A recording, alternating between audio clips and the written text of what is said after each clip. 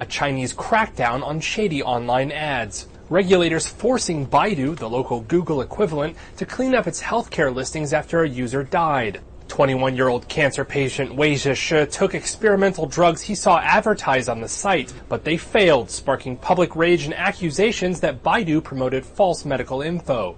As Reuters' Paul Carson reports, it's a big blow to a cornerstone of the company's business model. Baidu gets a huge chunk of its revenues from advertising healthcare, and a big chunk of that is these adverts that appear within your search results, but are not that easily identifiable as adverts. They look a hell of a lot like normal search results. What people have realized is that Baidu had a tendency to seemingly not look too closely at what the content of these adverts were. On the surface, this looks like a victory for China's crusading consumers, but this case isn't just a win for the concerned public. It also sits nicely with Beijing. The government has a campaign to crack down on dodgy advertising as part of a broader censorship campaign for the internet in China. This kind of public outcry, it only really works when it's in line with government policy. Otherwise, it's likely that it would just get shut down, that it would get censored, and that the government would do nothing.